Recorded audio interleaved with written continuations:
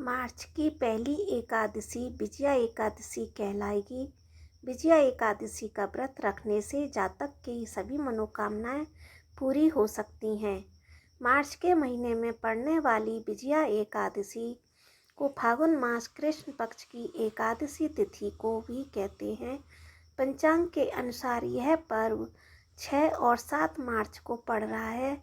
इस पूरे दिन विधि विधान से विष्णु भगवान की उपासना की जाएगी। श्री हरि को प्रसन्न करने के लिए यह दिन बहुत ही खास और महत्वपूर्ण माना जाता है।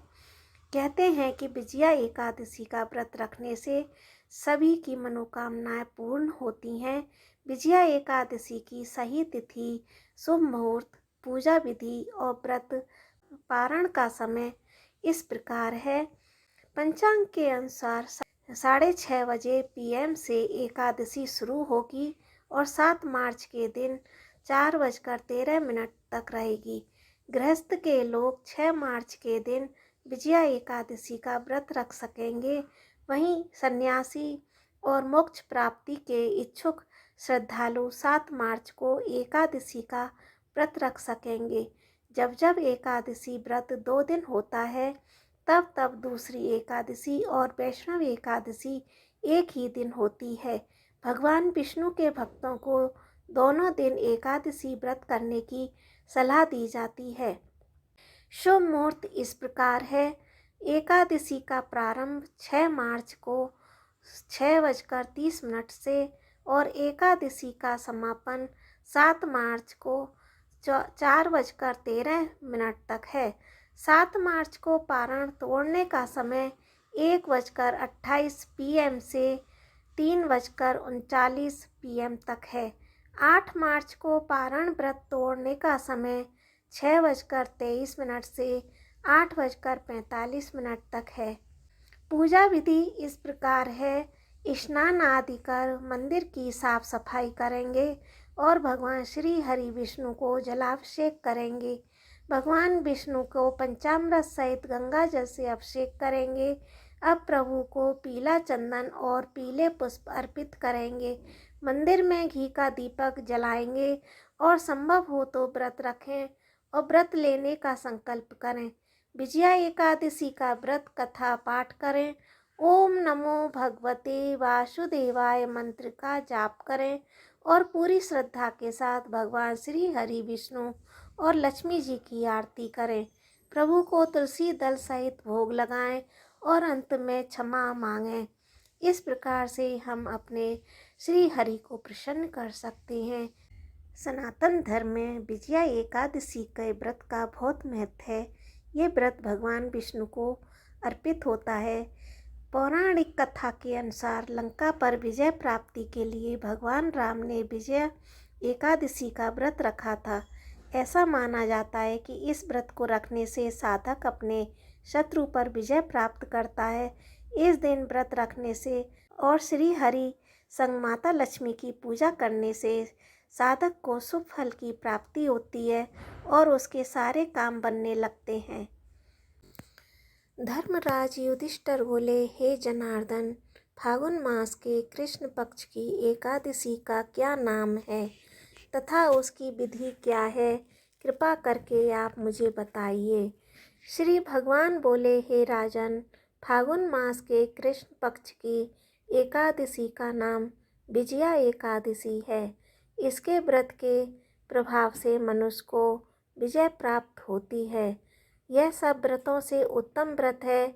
इस विजया एकादशी के महात्म्य के श्रवण और पठन से समस्त पाप नाश हो जाते हैं।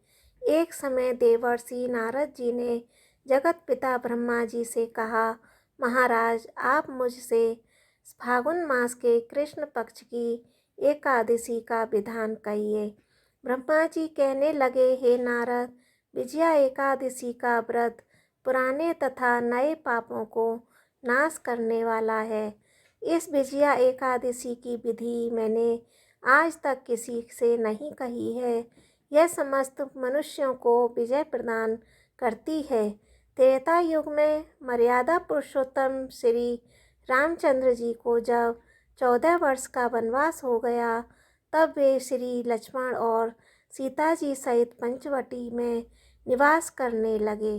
वहाँ पर दुष्ट रावण ने जब सीता जी का हरण किया तब इस समाचार से श्री रामचंद्र जी तथा लक्ष्मण अत्यंत व्याकुल हुए और सीता जी की खोज में चल दिए। घूमते घूमते जब वे मरणासन जटायु के पास पहुँचे तो जटायु उन्हें सीता जी का वृतांत सुनाकर स्वर्गलोक चला गया। कुछ आगे जाकर उनकी सुग्रीव से मित्रता हुई और बाली का वध किया। हनुमान जी ने लंका में जाकर सीता जी का पता लगाया और उनसे श्री रामचंद्र जी और सुग्रीव जी की मित्रता का वर्णन किया। वहाँ से लौटकर हनुमान जी ने भगवान राम के पास आकर सब समाचार कहे। श्री रामचंद्र जी ने वानर सेना सहित सुग्रीव की संपत्ति से लंका को प्रस्थान किया। जब श्री रामचंद्र जी समुद्र से किनारे पहुँचे तब उन्होंने मगरमच्छ आदि से युक्त उस अगाध समुद्र को देखकर लक्ष्मण जी से कहा कि इस समुद्र को हम किस प्रकार से पार करेंगे। श्री लक्ष्मण ने कहा, हे पुराण पुरुषोत्तम, आप आदि पुरुष हैं, सब कुछ जानते हैं। यहाँ से आधा योजन दूर पर कुमारी द्वीप में बकदलभ्य नाम के मुनि रहते हैं। उन्होंने प्रत्येक ब्रह्मा देखे हैं। आप उनके पास जाकर इसका उपाय पूछिए। लक्ष्मण जी के इस प्रकार के वचन सुनकर श्री रामचंद्र जी बकदलालभ्य ऋषि के पास गए और उनको प्रणाम करके बैठ गए। मुनि ने भी उनको मनुष्य का रूप धारण किए हुए पुराण पुरुषोत्तम समझकर उनसे पूछा कि हे राम, आपका आना कैसे हुआ।